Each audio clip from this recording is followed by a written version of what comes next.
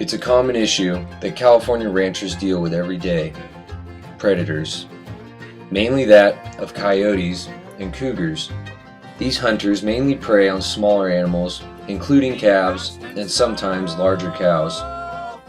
California now has a new predator emerging from the north, and he is known as the gray wolf, Canis lupus, North America's apex predator, an animal known for its majestic look, its high level of intelligence, adaptability to its surroundings, and above all, its fierce ability as a hunter. On December 28, 2011, a gray wolf known as OR7 crossed the Oregon border into California. Once a native to California almost a century ago, the wolf was eradicated from the state in the early 20th century. This was largely due to market hunters decimating prey populations that would have supported wolves, and state legislators enacting bounty laws to eradicate wolves completely. Effective methods such as hunting, trapping, and poison led to the wolf's existence being wiped away from the Golden State. The last confirmed sighting was in 1924.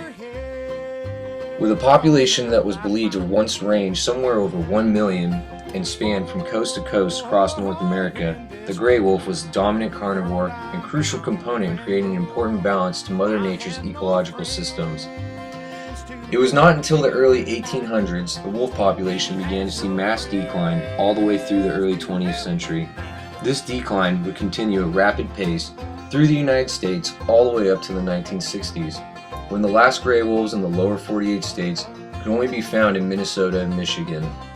In 1974, the gray wolf was placed on the Federal Endangered Species List. In 1995, in an attempt to reintroduce wolves in their once native habitats and restore wolf populations across the U.S., the United States Fish and Wildlife Service placed 14 wolves in the Yellowstone National Park and 15 wolves in central Idaho.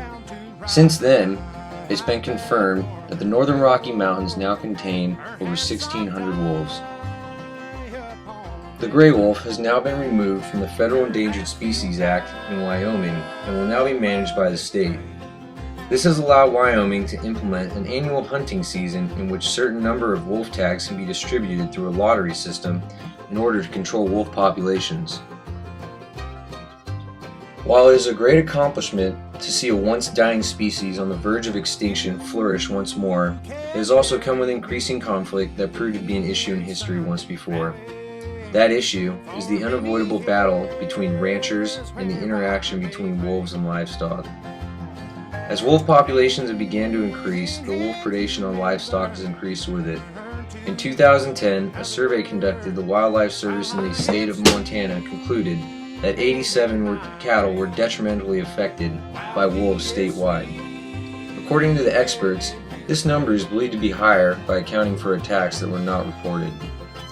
In states such as Wyoming and Montana, ranchers can receive compensation for loss of livestock through state funds that were established specifically for that purpose. Although they receive compensation, many ranchers would argue that the overall cost the wolves have on their operation goes beyond the cost of the individual cow.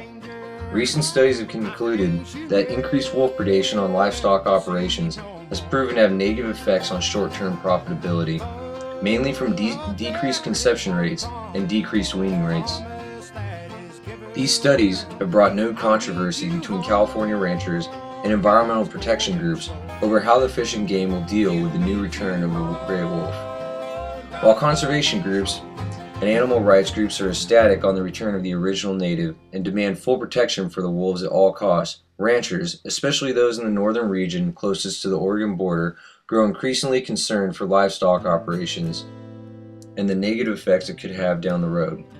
Although currently there has only been one recorded wolf entering the California border, it is a large sign that more will begin to migrate south from the northern Rocky Mountain areas. Coming from a cattle ranching background, I'm excited and concerned for the re-entry of the wolf into California.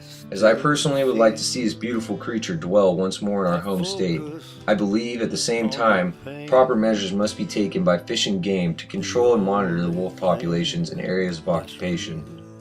Wolves have demonstrated to mankind clearly, if given the opportunity, their population can explode at rapid pace, and with it consequences that can negatively affect not only ranchers, but other wildlife species as well.